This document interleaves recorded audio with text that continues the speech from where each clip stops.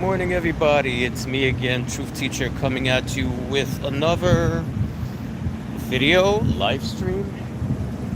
I'm deciding to do a live stream, not that I'm anticipating anybody really coming on here, but just because this is an easiest way for me to make content. And I've been promising that I'm going to be doing more content. Oh, I got a person. Who's this? Oh, Jay, what's up?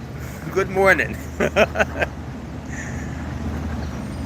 So, like I said, I've been promising that I'm going to do more content.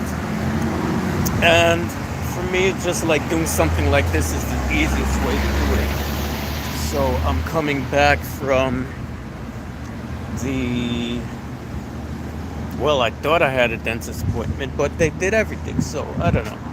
Anyway, I'm walking back up to Journal Square, and then I'm gonna go home from there. But I wanted to make this video about this issue, and doing a live stream is just the easiest way to do it without having to sit there and fiddle around with any editing and all of that crap. Now, I was on Radical's live stream last night, and one of the topics that he was looking at was this situation with these group of people called the Moors. Who's this? Who's this? Wait a minute, somebody was there. Hey, Morena, what's up, sweetie? This group of Moors, they were offshoot of the Moorish Science Temple, and they have this idea of being sovereign because they consider themselves, how would you describe it? Moorish nationals. In other words, they don't consider themselves to be American. They consider themselves to be Moorish nationals, and therefore they don't have to observe the laws of the United States government, right? And, this is just one of many groups that we see in the African American community who has this narrative of some kind of fictitious origins. And for anybody that wants to come at me for saying that, look, I'm not gonna fucking play ring around the rosies with you based on, your conviction of an identity that you want to have. The fact of the matter is, we know pretty much who we are, or what our origins, our real origins are. But like I said, this is one group of people, and in the African American community, or I should be more specific and say in a certain segment of the African American community, usually coming from the urban areas, working class, low income areas, we have these groups, these identity groups that have sprung up. So let's see, we have the Moorish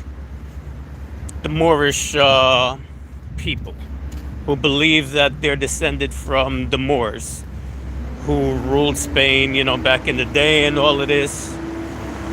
Then you have, who else we got?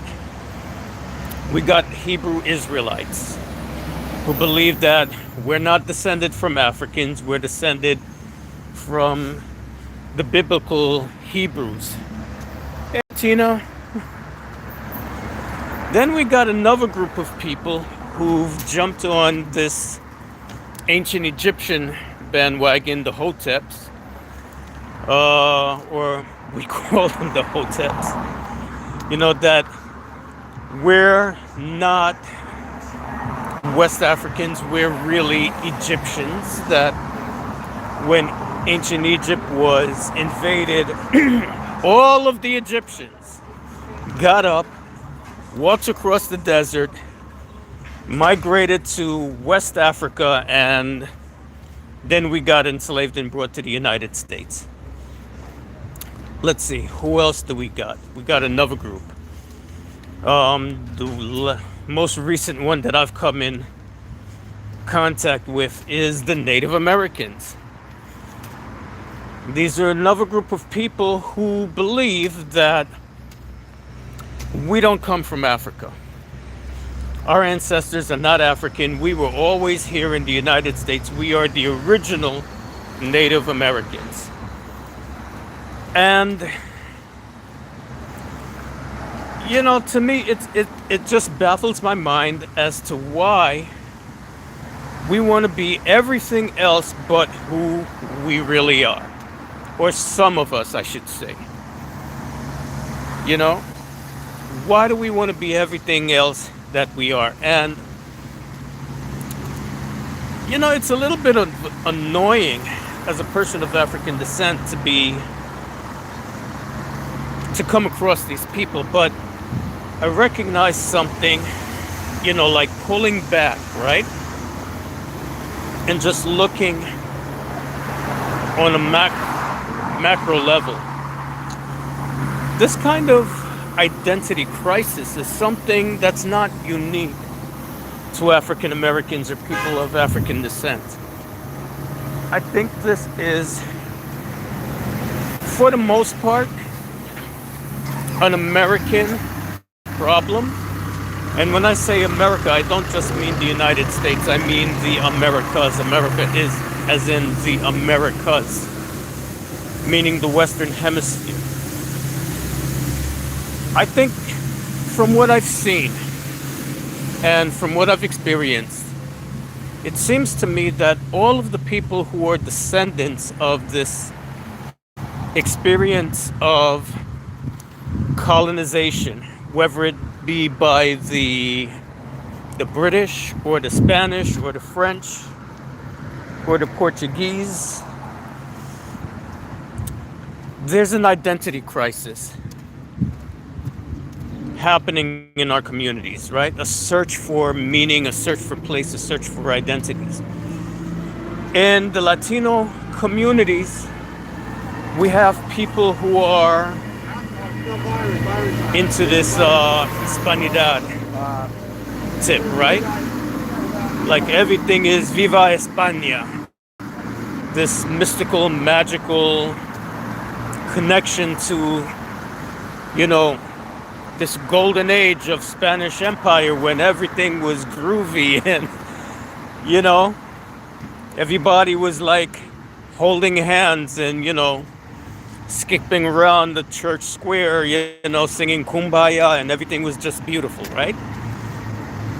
And somehow or another, our lives are in disarray. We need to get back to that connection with our Spanish roots. So you got those people. Then you've got the Aztlan people in the Mexican community, I guess. Oh, hold on a second. Believe in, this connection to Aztlan, the Aztec Empire, and we got to get back to that.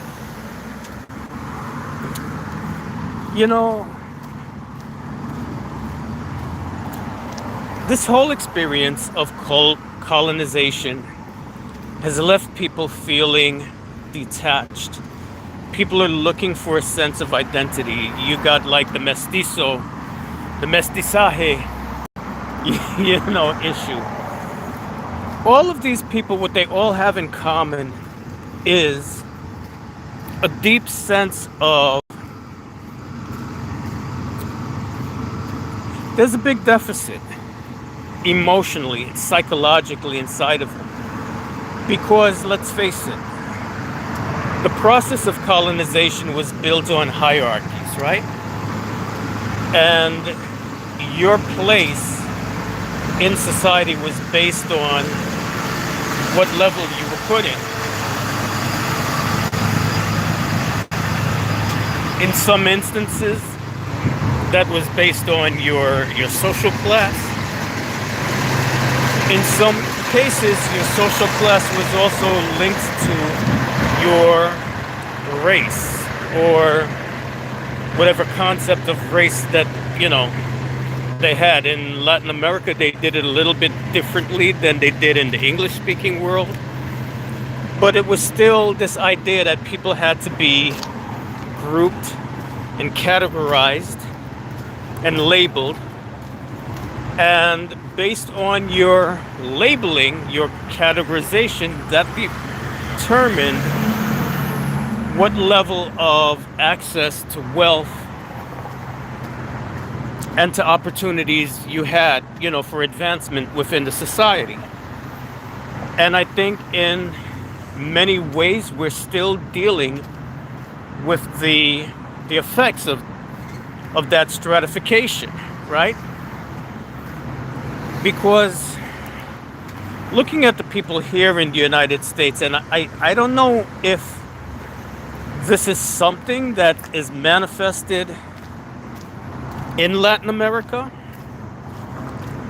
I never really saw it that much like in Jamaica. This crisis. I think for the most part, I could be wrong on this, but for the most part, to me, it seems like this kind of anxiety is something that happens in our communities here in the United States, right? Because in addition to what we experienced back home in our respective countries, now we're in the United States, and that's another level of distancing. We get put in another category, right? It just adds another layer to it. African Americans, even though they've been here since the foundation of the country, they were made the underclass, right? Because, like I said before, when it comes to colonization, it was based on class. It was a class structure, right? And every class structure needs to have a top and a bottom. African Americans were made the bottom of that class structure. And so they've been treated the same way, like colonized people have been treated, even though they've been here from the very beginning, from the very foundation of the society, they have been treated as colonized subjects.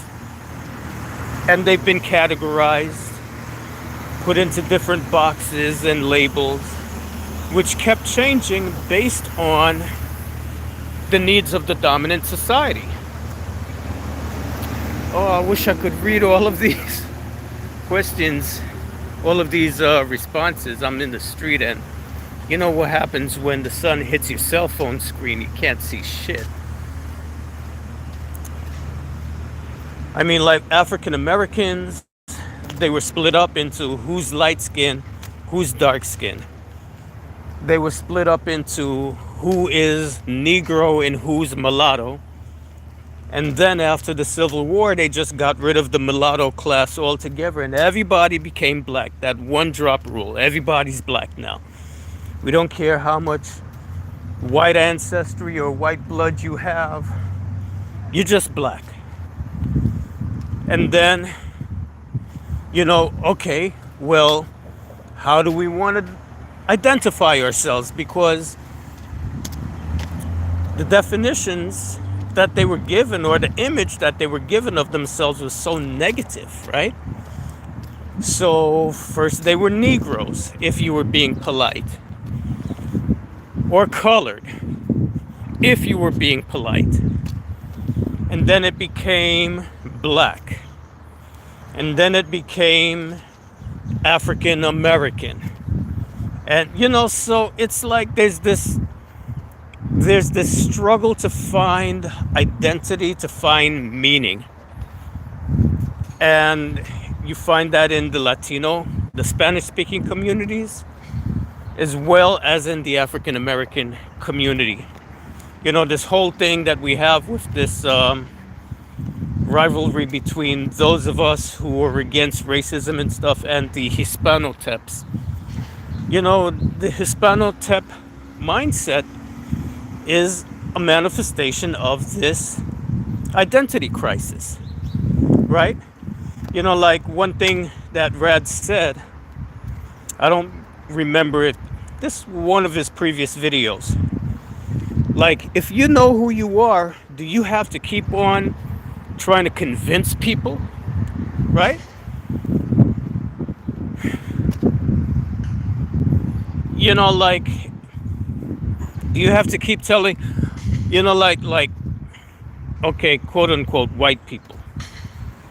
They don't have to keep telling you that they're white or trying to prove to you that they're white, right? For the most part, they kind of know who they are. I mean, there's exceptions to that, but for the most part, they're not obsessed with trying to identify with some label. It's like they just look at themselves as like, I'm an American, period, end of sentence. That's it. And they keep it moving. But the rest of us, am I Hispano or am I Latino? What's the difference between Hispano and Latino? Well, you know, our roots are from Spain, and that's what we need to get back to, you know, because Spain is the one that, created our identity, and everything came from Spain.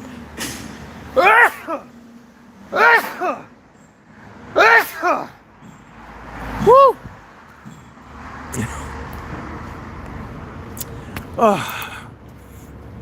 I guess that was me exercising my demons of Hispanidad.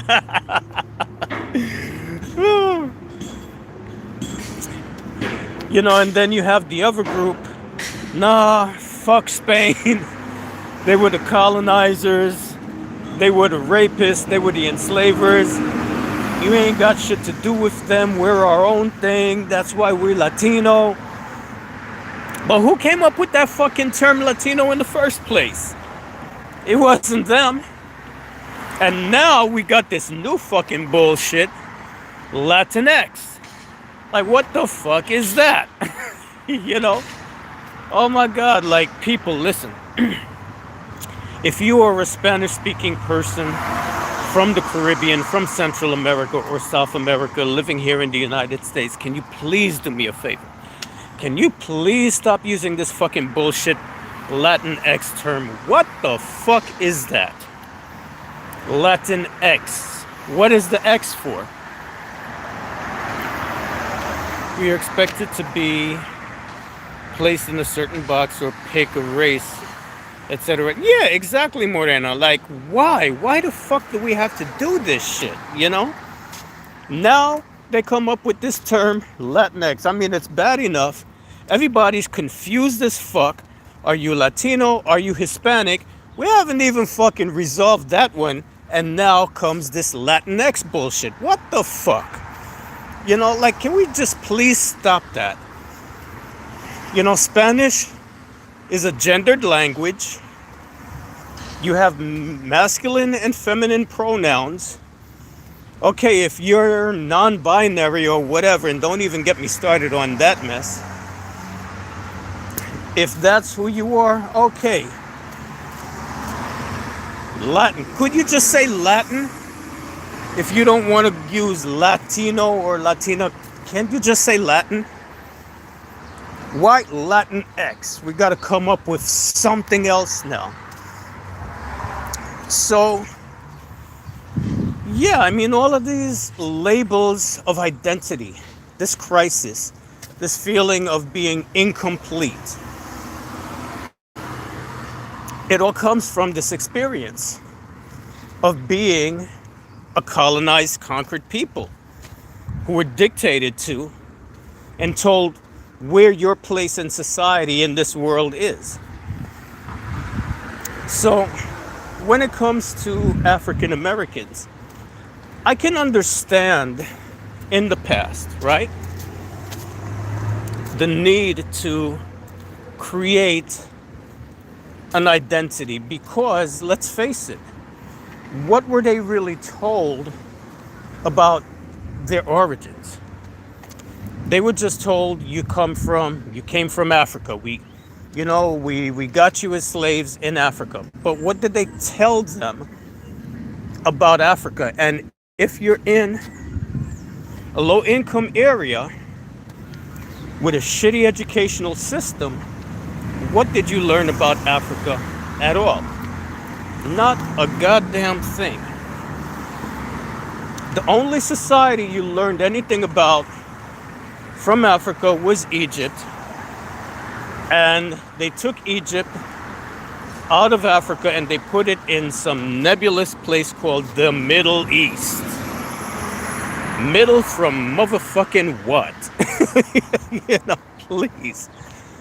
So that's the only African civilization that we know about, because it was taught to us in the history books and it's in the Bible, and that's it.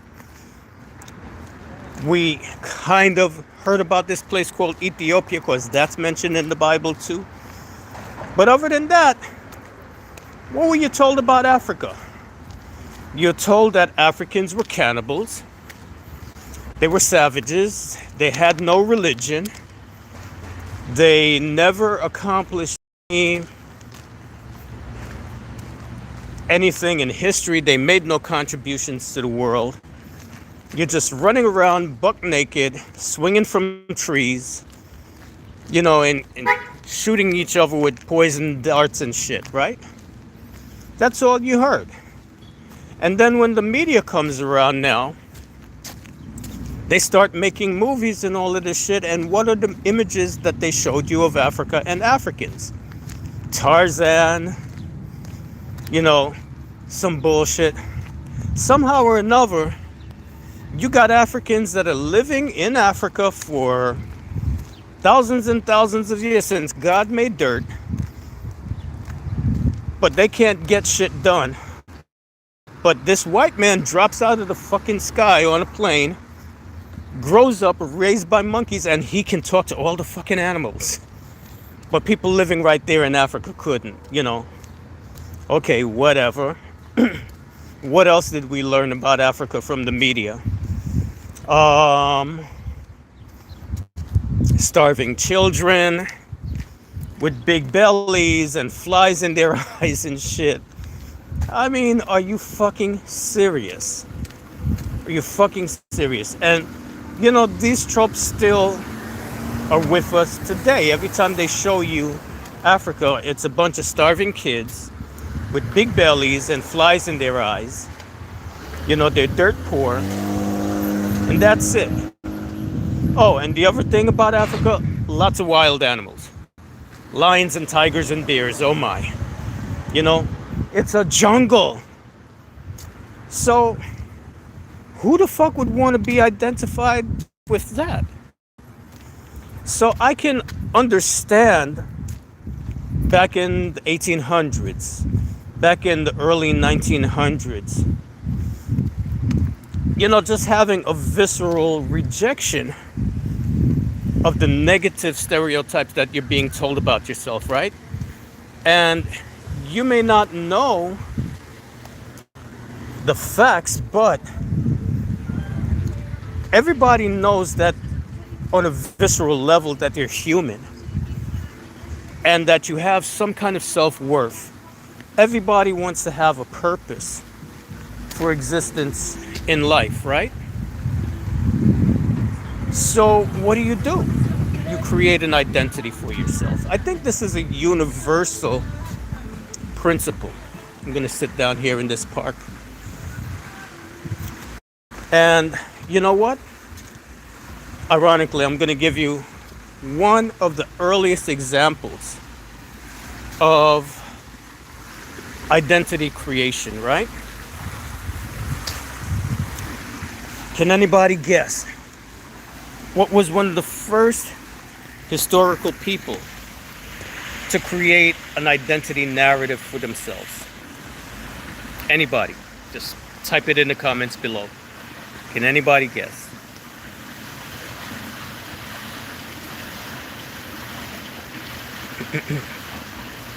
Come on, man. Don't wait for me to say it. Somebody, give me a guess. Give me a guess. One of the first historical examples of a group of people who created an identity for themselves. Okay, I'm going to give you a clue.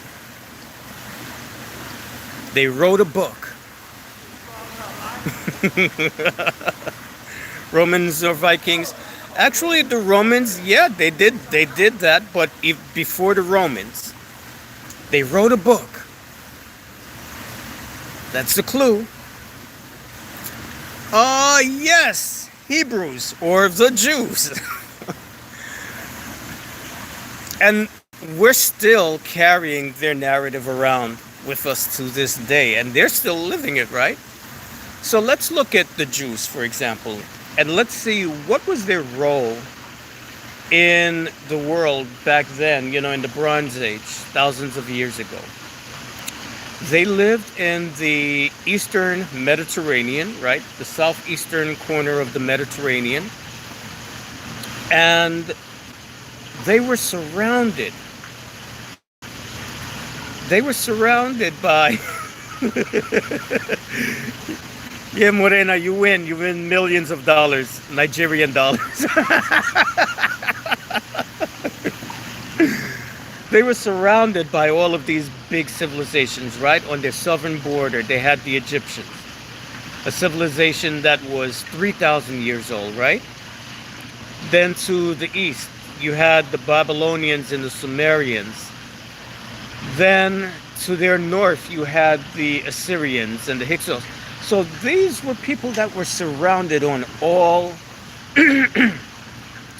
on all sides by really strong civilizations, very powerful, technologically more advanced than them, and their little corner of the world was the Grand Central Station that everybody wanted to come running through for the sake of securing trade routes and stuff like that, right?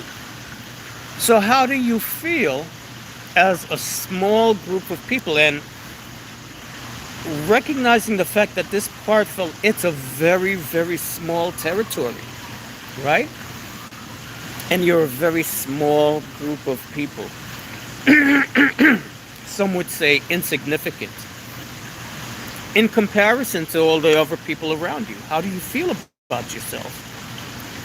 Well, for one thing, you feel very insecure because at any time you can be invaded. And that is your experience. One after the other after the other. You have one group. If it ain't one, it's the other. Coming in, taking you over, exploiting you, putting you in a lower position. So what do you have to do to develop a sense of self, right? To not feel like a perpetual victim. You have to create a narrative. And the narrative that they created for themselves was, we are special. We are God's chosen people. And God chose us over everybody else in the world, not because we were the biggest and the best, but because we were the smallest. And they carried that narrative. We are God's chosen people. We are God's chosen people. They told it over and over and over again to the point where they started to believe it. And not only did they believe it, but through twists and turns of history, we all started believing it. The Jews are God's chosen people. If you bless the Jews, God will bless you. And after thousands of years of telling themselves this, here in this little place called the United States, they managed to get a foothold to become economically and politically very influential. Blood moon. Well, listen, I was raised Catholic, and then I became a Pentecostal. So I grew up believing that shit until I left the church. Jews don't care. They come from a small group and not as advanced as other sophisticated civilizations. Yeah, definitely, because they've created this idea about themselves, right? And because of the opportunities available here in the United States, I think more than any other country in the world, the United States has really given them the chance to shine. The only other country I would have said that they had sort of a foothold would have been like Germany before the Nazis. But even with that, I don't think any other country in the world has given them the opportunity to become what they are now, other than the United States. So that's an example of a people who created an identity for themselves and they ran with it. Now, I can understand doing that because at the time, what other options did they have? So looking at African Americans, even though it annoys the shit out of me, I can understand why these different groups have done what they've done. It doesn't make them bad people, it just makes them human, right? Because that's what humans do. The Romans, Blood Moon or Morena, you mentioned the Romans. Yeah, the Romans, they had their foundation myth of who they were also, right? They were founded by Romulus and Remus, so they came up with an identity myth, right? So identity myths is something that I guess we have a history of different peoples around the world at different times creating a myth, an identity for themselves, right? But here in the United States, it comes out of a context of being colonized and enslaved, right? So we've just done what people always do, right? But now here's the question. Is it necessary in this time and place to continue doing that? And for me, the answer to that question is no, it's not necessary. And the reason why is because in today's world, we have access to information in a way that the world never has before. If you're from my generation, you remember that if you wanted to learn about something, you had to pick yourself up and walk to a library and check out a book, a whole bunch of books, right? And sometimes the books that you needed weren't there in the library, so you had to go to a bigger library somewhere else. It was very, very difficult to get accurate information, right? But in today's world, I mean, you can sit at your computer and with a few strokes of your fingertips, you can find so much information.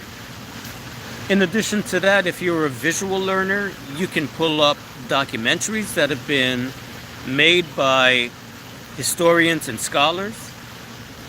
You can pull up, just on YouTube itself, you can pull up lectures by historians and people who are researchers and find out about our African ancestors. You can find out about your Native American ancestors and ancestry, and you can even find out about the experience of colonization and the beginning of Latin America and the colonies and all of this stuff. The information is there. You know, now a lot of us, we have a certain level of disposable income. You can get on a plane and in a few hours you can be anywhere in the world that you want to be. So we don't have the excuse of being, what's the word I'm trying to say? We don't have the excuse of being uninformed. We have resources available to us that didn't exist 100 years ago. you know? So the need to justify ourselves by creating a fictitious, you know, background story is no longer needed. Now, here's another aspect to all of this. Because of our history of colonization and enslavement, particularly in the African American community, there was this idea that in order to progress, there had to be an assimilation, right? So in the early 20th century, you had what they called the Great Migration. People who just got tired of the oppression and the racism of the sovereign states and the lack of opportunities got on trains in large numbers and migrated up to the north, the northern states, and particularly the northeast, the northern areas that were the center of industries. So we're talking about um, New York, Boston, Chicago in the Midwest. Out west we had California, right? Those were the big centers. Detroit, can't forget Detroit, right? Big centers. And a lot of people thought, we're up here and we're still facing racism and discrimination. If only we could prove to these people that we were just as good as them, they would respect us. And so it began a process of assimilation. A lot of African Americans thought that they had to abandon their culture in order to fit in. And, it's not just African Americans. A lot of Latinos also had this idea that in order to fit in, into this new country that we're in, we have to assimilate. Something to think about it? I think just about every culture who came here went through this period of assimilation, right? That they had to assimilate into Anglo culture. Because when you look at the experience of like the Southern Europeans, the Eastern Europeans, and even like, this Nordic Europeans, they all came to the United States and it was, we had to adopt WASP culture. Now, those other Europeans, they were able to assimilate more easily than a spicy people, but still, it was that mentality that you have to give up everything that made you unique and who you are and adopt WASP culture, right? White Anglo-Saxon Protestant culture.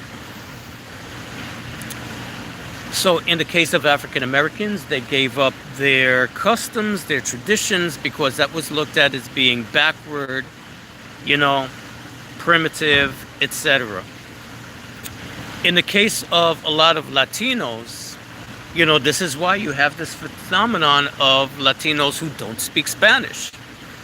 Because their parents were like, you know what, let's forget all of that.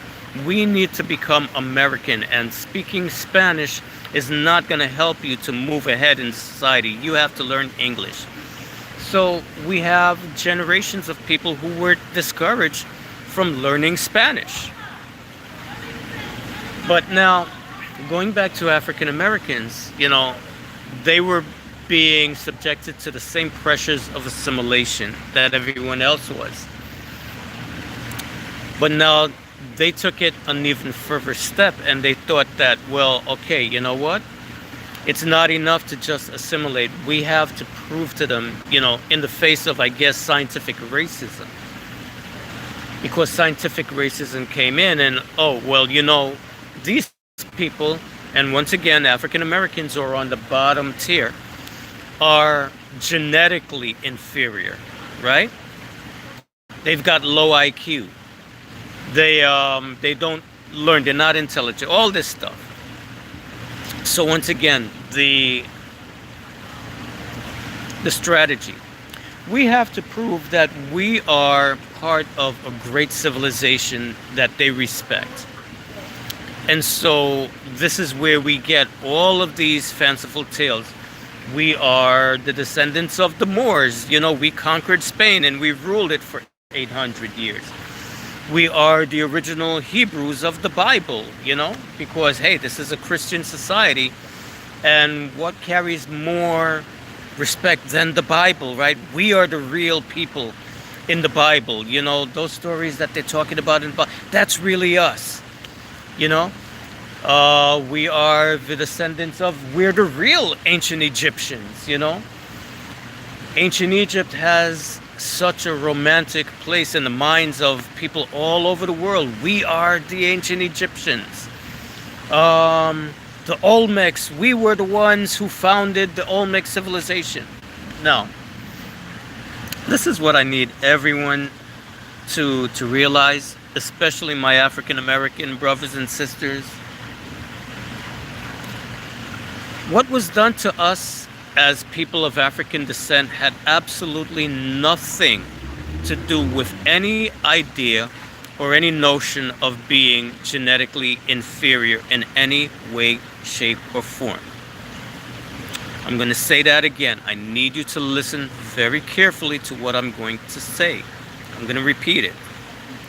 What was done to us as people of the African diaspora had absolutely nothing to do with any concept that Africans were inferior in any way, shape, or form. Racism. We were not enslaved, brutalized, or anything because of racism. That's not why they went to Africa and they got slaves. It wasn't because of racism. Racism was a consequence of the slave trade. The slave trade was started strictly from an economic standpoint. That's all it was. It was an issue of economics. And who was available to do the work? Who could they get their hands on? They couldn't get their hands on enough people from Europe. And God knows they tried. If you look at European history, before they came over here to the colonies, who was on the bottom of society? It wasn't black people. It was people that looked just like them. The lower classes. Right? But now you come over here to these newfound lands and you need a labor force. And so you've got your people back home in the old country that you treat like shit and you exploit. You wring the life out of them so that you can live in luxury. So now you come to this new land and you see these people, Native Americans. Let me ask you something from just a human nature point of view. If you're used to treating people like shit and exploiting them and extracting their wealth and resources out of them for the sake of your well-being and benefit, and you go someplace else and you see another group of people, are you going to treat them any different? Or are you just going to do business as usual, just a different bunch of people that I can fuck with now? Let's think about that, right? So everything that they did to Africans and African descendants and Native Americans was just a development of what they had been doing to their own people who were in the lower classes. They did it to the Irish and the Scottish first.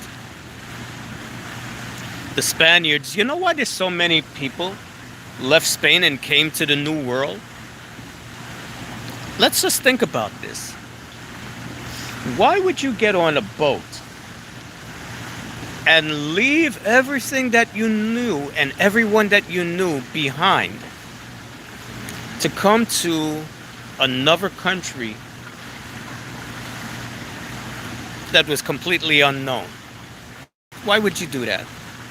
If everything was so beautiful in Spain, why wouldn't you just stay in Spain? It's because the overwhelming majority of people who lived in Spain were being treated like shit, and they were being exploited, and they were being downtrodden, and they were having the life squeezed out of them to the point where they could not survive. So out of desperation, they were willing to get on boats and come to new countries that they had absolutely no idea what the hell they were getting into. But you know what they said? You know what? It's like being in a burning building. I got the flames at my back and I got an open window in front of me. You know what? I'm a jump. Maybe when I hit the ground, I got a chance that I'll survive. It's worth taking a chance. I know that if I stay here, I'm going to get burned. So at least I got one option, and maybe when I hit the ground, I might survive. It's at least a chance. That's why they came here. That's why they came here. To Puerto Rico, to the Dominican Republic, to Cuba, and all these countries in Latin America. That's why. They were not having such a great time back in Spain. Now, this idea of we need to be attached to a great civilization to be respected. When the Spaniards came to the Caribbean, the first group of people they met were the Tainos, people who were technologically not very advanced. They were still living by a Stone Age technology. They were just one step above hunter-gatherers, right? They had agriculture, but they didn't have any big monumental architecture or anything like that, right? But then they got to Central America, and then they met another group of people who were extremely sophisticated and technologically advanced. Advanced in many ways, more advanced, as a matter of fact, in many ways than the Europeans back in Spain, right? So here's the million-dollar question. Did those Spanish conquistadors treat these Aztecs and Mayas and Incas with their advanced technology? Did they treat them with respect? Did they treat them with admiration? Did they see them as being their equals? Here's another question. If we go to Mexico today, and we go to the Native American communities in Chiapas, in Puebla, in Yucatan, where we have the descendants of the Mayas today, right? Are those people treated with respect, equality? Do they have access to resources in order to better their lives? Or are they on the bottom rungs of society? If we go to South America and we go to the Andean communities in Ecuador, Peru, Chile, are those people who are the descendants of very technologically advanced people, are they treated with respect, equality, or are they on the bottom rung of society? All right, let's leave the Americas. Let's go to Asia, because, you know, when these Europeans left on their voyage of discovery, they were trying to get to Asia, right? They were trying to get to India and China. After ancient Egypt, China is one of the oldest civilizations on the earth. As a matter of fact, China is the oldest continuing civilization on the face of the earth. And what do I mean by that? I mean that it's just as old as ancient Egypt, but ancient Egypt came to an end, right? After 3,000 years. Not China. Chinese civilization never came to an end. It survived up to the present day. India, home to some of the oldest civilizations in the world, and still continues to this day. Older than anything that you will find in Europe, anywhere in Europe. When those Europeans got to India, did they treat the Indians with respect and equality, or did they colonize them? Did they create a colonial structure where Indians were on the bottom and the colonial British and Portuguese were on the top? I think they did. When they got to China, Hong Kong, and these different places, did they treat those people with respect and equality? Or did they do everything that they could to exploit them? Did they infest them with addiction to opium, got them hooked on drugs? And then when they decided, no, you know what, we don't want to be hooked on drugs anymore, we don't want to buy opium from you British people, did the British or not declare war on them, the Opium Wars? I think they did. So if that's the truth, then we can see that this idea of needing to belong or prove that you belong to the descendants of a great civilization does not guarantee that you're going to be treated with respect.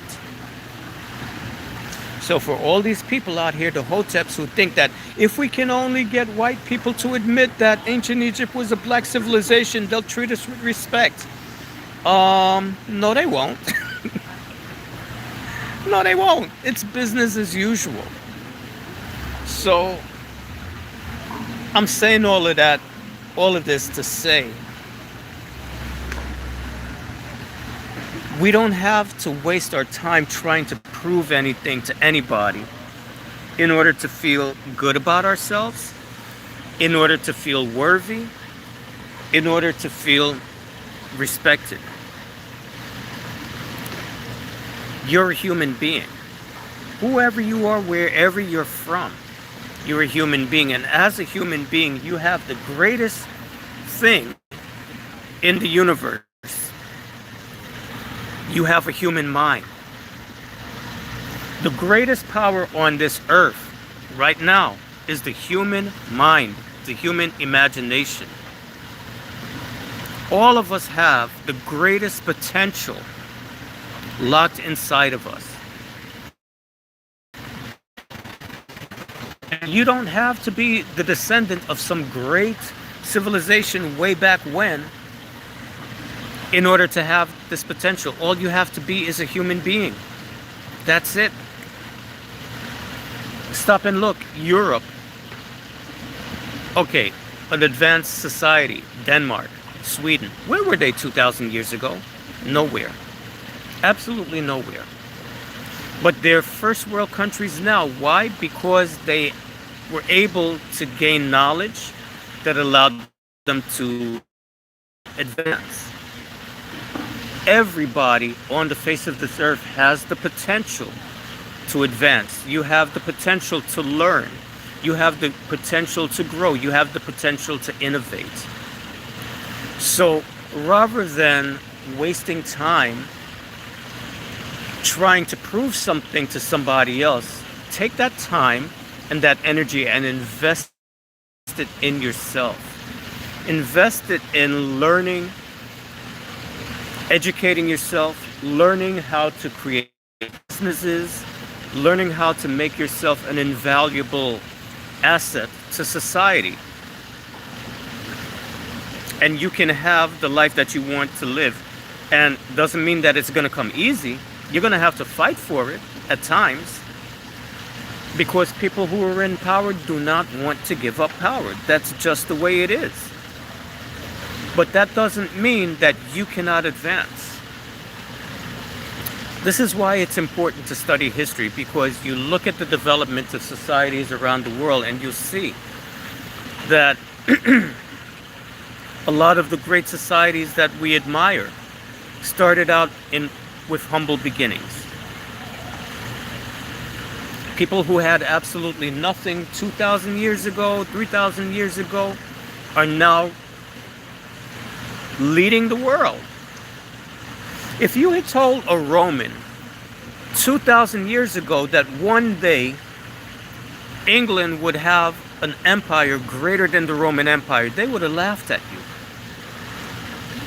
But it did happen. So for my brothers and sisters out there, if you are African American, any person of the African diaspora, my advice to you, have faith and believe in yourself. Maybe things are not the way we would like it to be right now, but that doesn't mean that in the future things are not going to be different.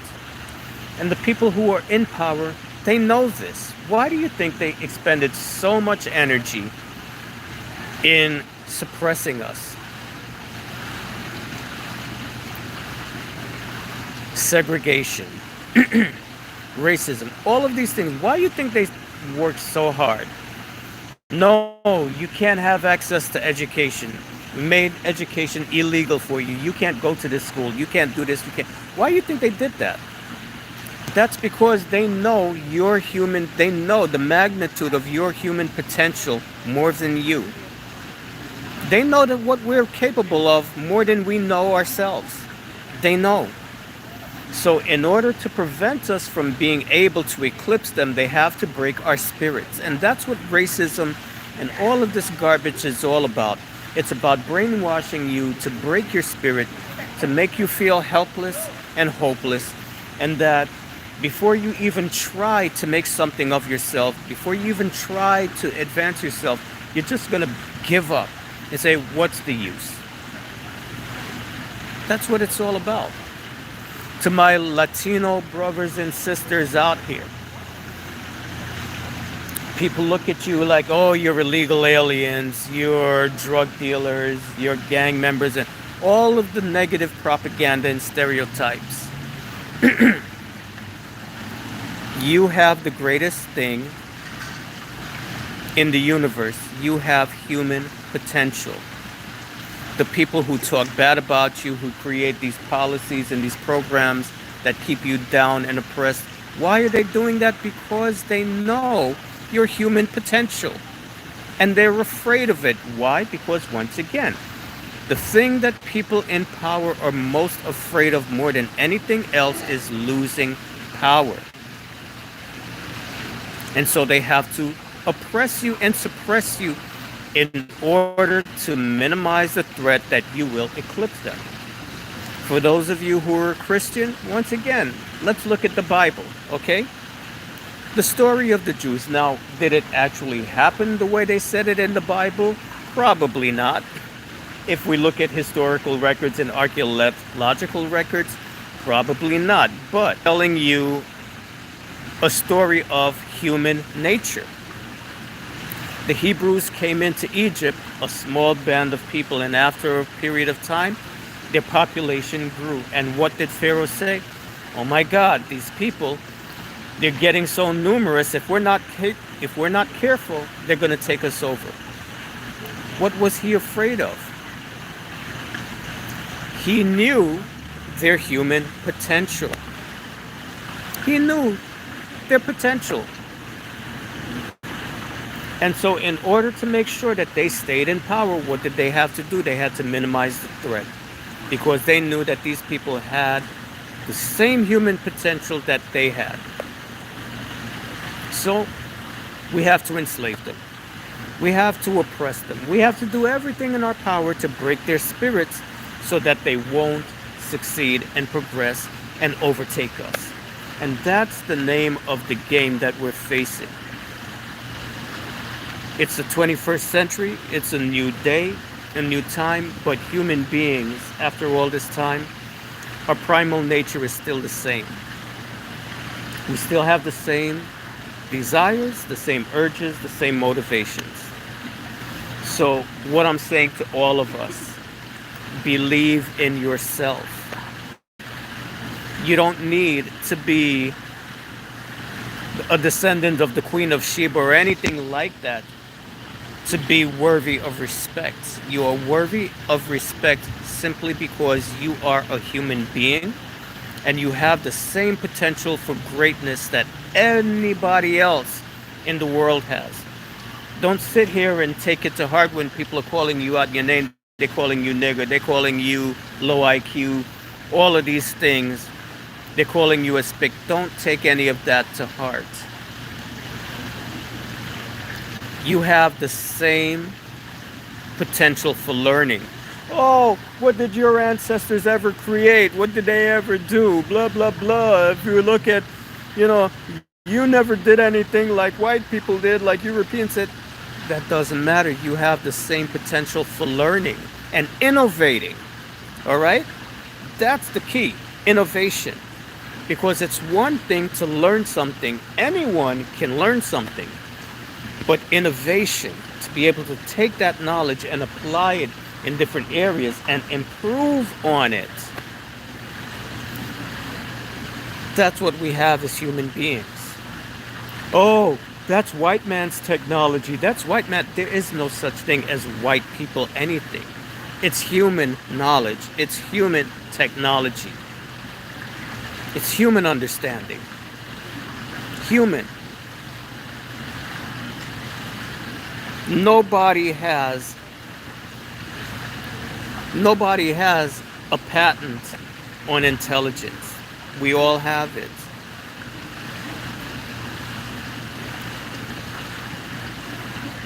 The most successful species on the planet Earth is who?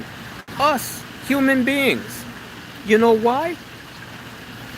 Because of that human potential, because of that capacity to adapt, that adaptability, that capacity for innovation. That is the reason why on just about every corner of this world, except Antarctica, human beings are the dominant species. Dominant to the point where we're even affecting the weather on this damn piece of rock, spinning around the sun. So, if you have two eyes and a brain and you look in the mirror, when you look in the mirror, you are looking at the most powerful force on planet Earth, a human being. And you have the capacity for greatness. You also have the capacity to be a complete fuck up too. That's the other side of the coin. But we want to put our energy in the positive, right? In becoming the best version of ourselves that we can be. Your greatest enemy is not the white man or anything else. Your greatest enemy, the thing that will hold you back the most, is your own damn self. And the people who rule, the people who create empires, who create these social hierarchies, they know this. They know human nature. And they use our human nature against us. This is why they put so much effort in trying to hold us back and discourage us and to make us feel less than. Unlovable, unlikable, incapable. It's all a fucking mind game. It's a mind game, and you have to recognize that. All this shit about racism and all of that, these are all mind games. These are all mind games that the ruling class, the people who are in power, what they're afraid of the most is that you and me down here will come into our greatness and give them competition that they cannot beat. And so they have to convince us that we're not good enough. Oh, we've lost the war. They've colonized us already. They've oppressed us already. We've lost. Listen, the greatest force in the world is your motivation. Look to history. History is full of examples of people who were the underdog, who went and conquered. Look at the Muslims. Who the fuck were the Muslims 2,000 and 3,000 years ago? The Arabs. What the hell were they doing that was so special? Not a goddamn thing. But they became motivated through the zeal of a new religion. A small group of Arabs went out and conquered the remnants of the Roman Empire, the Persian Empire, what was left of North Africa. They went out. They were small in number, but you know why they won? They had heart. They believed in themselves. They believed it was possible, and they went out and they kicked ass. Every last single one of us, if you're listening to me, you have that same potential. Don't sit here trying to be somebody like you think you got to put somebody else down in order to be big in yourself. That's a waste of fucking time. That's just a declaration of your insecurity. You don't have to put anybody down to feel good, to be significant. All you have to do is be the best version of yourself that you can be. And once again, you are your worst enemy.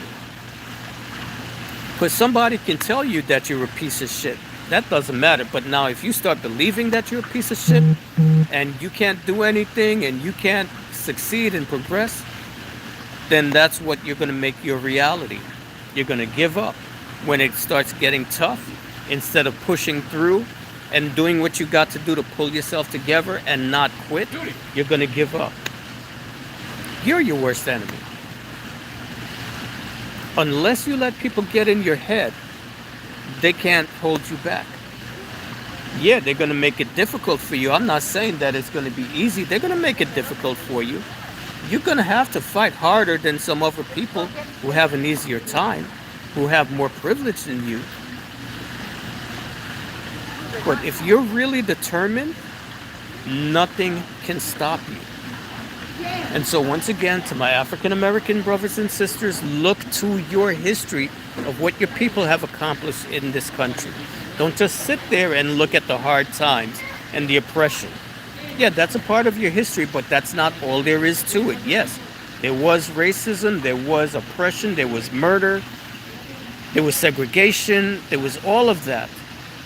But there was also the example of people who faced great adversity and they really made something of themselves and they contributed to world civilization as we know it. That's also part of your history. And that's the most important part of your history. Your people did not give up and roll over and just play dead. They kept fighting. And they have made things easy for all of us. Easier for all of us. For me, as a person of Jamaican first generation American, I have access to opportunities that I would not have had it not been for the fight of your ancestors to make things better. And the same thing goes for Latinos or Hispanics. Even if they don't want to fucking admit it, it's the truth.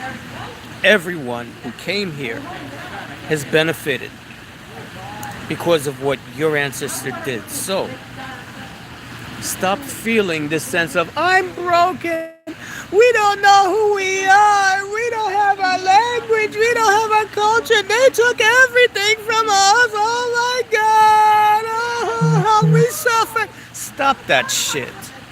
Stop that shit. You are not a victim. You're not a victim. The example that your ancestors have set for you is that they are conquerors. They know how to overcome adversity. They know how to kick ass. They know how to get things done. And Latinos coming up from Latin America, you're new on the scene, relatively speaking, you have the same potential. And I'm sure if you look hard enough, you will find examples of Latinos who have come here, who have kicked ass, despite all of the adversities that they've been facing. Look to the example of your ancestors and use that as motivation to make the life that you want to live now. and recognize that things may not be so great in certain areas now, but that does not mean that's the way it's always going to be. You got work to do so that things will be easier for the next generation that comes after you. All of us have the same mission. So, with that said, the last thing that I'm going to say here is it's time to let go of the identity crisis.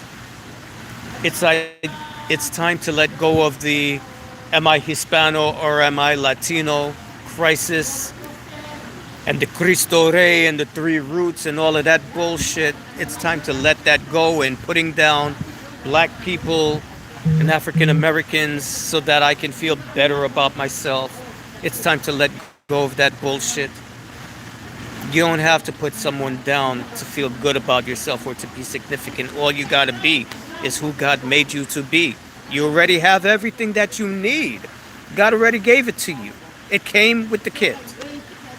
African Americans, it's time to stop this fucking narrative that you don't have no culture, you don't have no history. Oh, nobody else in the world has suffered like us ever. Stop that shit. Stop it. You're not a victim. You're not the most oppressed. You're not the most downtrodden. There's people on this earth right now who wish they would cut off their left fucking tit and then some to be you. Believe in yourself. Even if nobody else believes in you, believe in yourself and you will be unstoppable. I mean, for God's sake, the whole damn world wants to be you. If you shit, they're on your farts already. African Americans, in case you haven't noticed. So what's this? I have to be an ancient Egyptian. I have to be a Hebrew. I have to be a Moor. You don't have to be a fucking thing except what God already made you to be right now. Look in the mirror. That's all you need to be. You can use the experience and the example of your ancestors to motivate you. But everything that you need to be great, you already came here in this earth with. You already have it. Stop looking for it. You didn't lose it. It's not lost. You got this. Pick yourselves up. Do what you got to do to create the life that you want to live. Be very clear on what your objectives are. What kind of life do you want to live? And then ask yourself, okay, now that I have my objectives clear, am I willing to do everything that is absolutely necessary for me to get from point A to point B? That's all you need. Keep it going. You are blessed. You are highly favored. You are the manifestation of God's perfection. Each and every one of you, if you can hear my voice, whether you're a Hispano-tep or a snow-tep or a slow-tep, even slow-teps can learn. If you're a Hotep, if you're a Moor, if you're a Hebrew Israelite, you are all God's perfect manifestation and you came into this world with everything that you need, okay? Don't look at the difficulties that you face in life as being the thing that defines you. Think of it this way. The obstacles that you face in life are there to make you stronger. If you want to have a big body with big muscles, right, what do you got to do? You got to go into the gym and pick up those fucking weights and go through pain, right?